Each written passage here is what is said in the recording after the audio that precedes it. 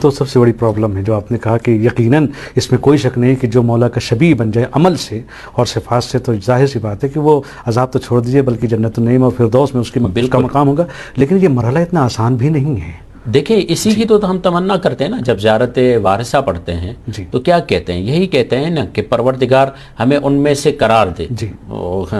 زیارت وارثہ کے یہ الفاظ ہے نا کہ پروردگار ہمیں شہداء کربلا میں سے قرار دے اور ہم چاہتے ہیں کہ ان پر فدا ہو جائیں اور ہم چاہتے ہیں کہ ان کی سیرت پر چلیں. یہ مشکل کام نہیں ہے، آسان کام ہے ان کے لیے جو اپنے وجود کو ہبا کر دیتے ہیں امام کے راستے پر، جو امام کے راستے پر چلنے کے لیے اپنے آپ کو آمادہ کرتے ہیں. جو آمادہ نہیں کرتے، جو سست ہوتے ہیں، جو تنبل ہوتے ہیں، جن کے لیے راہ واضح نہیں ہوتی، جو طرز زندگی اور طریقہ زندگی سے آگاہ نہیں ہوتے، ان کے لیے مشکل ہوتا ہے. مگر جو حقیقی طور پر امام کی زندگی کو پا لیتا ہے یا امام کی زندگی کو سمجھ لیتا ہے اور معرفت اختیار کرتا ہے، صرف امام کی طرف امام کے متعلق اسے علم نہیں ہوتا، اس کی معرفت ہوتی ہے. اور جو جتنی معرفت یعنی امام کی صفتوں کو اپنے وجود میں اختیار کرتا جائے گا اتنا امام کے قریب ہوتا جائے گا. یہاں کے علی من مہزیار کی طرح امام کا دیدار کرے گا. سبحان اللہ. امام کے ساتھ ملنا اس کے لیے مشکل نہیں ہوگا. امام کے ساتھ ملنا اس کا آسان ہوگا جس نے اپنے وجود میں امام کی صفتوں کو پیدا کیا ہوا ہے. اور امام کے صفتوں میں سے جو اہم صفت ہے وہ ہے منتظر. ٹھیک ہے، منتظر بھی ہے، منتظر بھی ہے.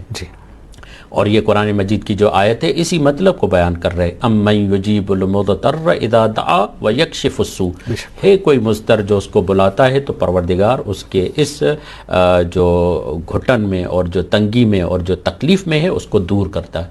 یہ مضطر کون ہے؟ روایات کے الفاظ یہ ہیں کہ اس وقت عالم امکان میں جو سب سے زیادہ مضطر ذات ہے وہ امام زمانہ ہے. بے شک. وہ مؤمنین کی گشائش کے لیے، وہ مؤمنین کی فرحت کے لیے، وہ مومنین کی فراوانی کے لیے، وہ مومنین کی آسائش کے لیے، وہ مومنین کی فرج کے لیے، اپنے فرج کے لیے مضطر ہے. امام منتظر بھی ہے، منتظر بھی ہے. اب سوال یہ ہے کہ کون امام کی صفت کو صحیح طور پر اختیار کرتا ہے؟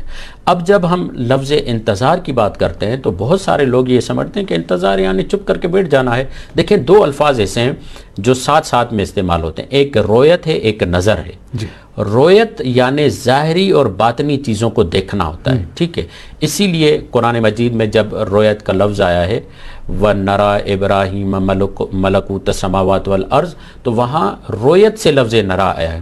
یا اسی طریقے سے آپ دیکھیں بی بی زینب نے جب یہ جملہ کہا ہے تو یہی کہا ہے مَا رَأَيْتُ إِلَّا جَمِيلًا. یعنی رویت کیا ہے؟ باطنی چیز سے بھی دیکھنا، ظاہری چیزوں کو بھی دیکھنا، باطن سے بھی چیزوں کو دیکھنا. یعنی عرفانی چیزوں کا مشاہدہ کرنا. کیونکہ دشمن تو حسین کی لاش کو دیکھ رہا تھا نا، مگر بی بی زینب کیا دیکھ رہی تھی؟ اللہ کے جمال کو دیکھ رہی تھی. کمال کی بات یہ ہے کہ یہاں پر حضرت زینب نے یہ نہیں کہا میں اپنے بھائی کے جمال کو دیکھ رہا ہوں، ما رأیت الا جمیلا، میں خدا کے جمال کو دیکھ رہے ہیں.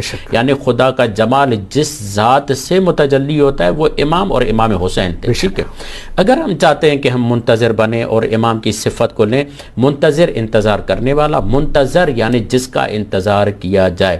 دو طرفہ معاملہ ہوتا ہے. امام منتظر بھی ہیں، منتظر بھی ہیں، ہم بھی منتظر بھی ہیں، منتظر بھی ہیں. امام ہمارا بھی انتظار کر رہے ہیں، ہم امام کا بھی انتظار کر رہے ہیں. اب سوال یہاں پر یہ پیدا ہوتا ہے کہ امام کے منتظر کیسے بنے اور امام ہمارے منتظر کیوں ہیں؟ دیکھیں جب ہم اسباب غیبت کی طرف جاتے ہیں، جو اسباب غیبت ہیں اگر وہ زائل ہو جائیں تو امام کا ظہور ہو جائے گا. بے شک. یعنی جو اسباب غیبت کیا ہیں؟ پہلا سبب یہ ہے کہ امام کی جان کو خطرہ.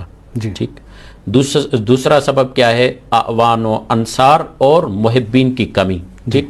تیسرا سبب کیا ہے؟ جو اعوان و انصار ہیں ان کی علمی صلاحیت اتنی مضبوط نہیں ہے، یعنی ان کو امام کی اتنی معرفت نہیں ہے کہ ان کے علمی شخصیت کا حق ادا کر سکیں. چوتھا مرحلہ کیا ہے جو تیسرے میں ہی آتا ہے؟ وہ یہ ہے کہ امام کو حق ولایت دینا، یعنی یہ تصور کرنا کہ حق حکومت صرف امام کا حق ہے، کسی اور کا حق نہیں ہے. ٹھیک ہے، جب یہ معاملات آ جائیں گے یعنی انصار بھرپور انداز سے ہوں گے، امام کے جان کو خطرہ نہیں ہوگا، اور جب مؤمنین نے یہ طے کر لیا کہ اب اگر ہم پہ کوئی حکومت کر سکتا ہے تو امام ہی کر سکتا ہے، ہم کسی اور کو یہ حق نہیں دیں گے۔ جب یہ سب چیزیں مل جائیں گی تو امام کا ظہور ہو جائے گا۔ اب یہاں پر یہ بات ضرور آتی ہے کہ جب ہم یہ بات کرتے ہیں کہ انصار کی کمی اور جان کو خطرہ، اس کے لیے اچھی مثال بھی دیتے ہیں کہ کیوں امام غیبت کے اسباب میں سے کیوں امام غیبت میں چلے گئے۔ معروف مثال بھی ہے کہ مثلا اسٹریٹ لائٹ جو ہوتی ہے میونسپل والے لگاتے ہیں، ٹھیک ہے، انہوں نے ایک لائٹ لگا کے دی، کوئی گلی میں کا چور چکار آیا اس نے توڑ دی، پھر انہوں نے دوسری لائٹ لگائی، پھر انہوں نے توڑ دی، ٹھیک ہے۔ یوں کر کے میونسپل والوں نے 13 سمجھے لائٹیں لگا لی، یا اماموں کی تعداد لیں تو 11 لائٹیں انہوں نے لگا لی۔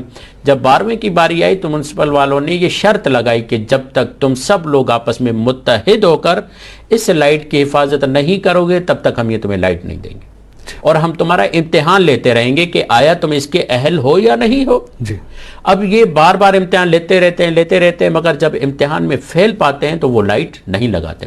جس دن ہم بحیثیت امت اتنے قوی ہو جائیں گے، اتنے مضبوط ہو جائیں گے، اتنے اپنے آپ کو یک جمعی کے ساتھ متحد کریں گے کہ اب اللہ کو یقین ہو جائے کہ میری حجت کی حفاظت یہ لوگ کرنے کے لیے تیار ہو جائیں گے۔ دیکھیے اسی لیے جو سب سے بڑا امام کے لیے مسئلہ ہے نا، امام کو شاگرد اور دوست صرف نہیں چاہیے، بلکہ امام کو ناصر چاہیے۔ آپ کو معلوم ہے امام جعفر صادق علیہ السلام کے سامنے جب سدیر سیروفی نے سوال کیا کہ مولا آپ قیام کیوں نہیں کرتے، تو امام نے کہا، باہر نکلے اور کہا کہ اگر اس ریوڑ جتنے بھی ہمارے پاس ہوتے تو ہم قیام کرتے۔ تو کوئی کہتا ہے 12 ہے، کوئی کہتا ہے 14 ہے، تو وہ بھی ریوڑ میں بھی وہ بکریوں کے بچے تھے، کوئی سن میں اور عمر میں بڑی نہیں تھی۔ تو وہاں سے وہ سدیر سیروفی یہ کہتا ہے کہ میں نے اندازہ لگایا، گویا کہ مولا بتانا چاہتے ہیں یہ 17 اگر بچے محکم طریقے سے بھی ہمارے ساتھ آتے ہیں اور نصرت کریں تو ہم قیام کریں گے، ٹھیک ہے۔ یعنی امام کے قیام کے لیے ضروری ہے کہ یہ ملت اپنے آپ کو متحد کرے اور آخری امام کے لیے اپنے آپ کو مضبوط کرے۔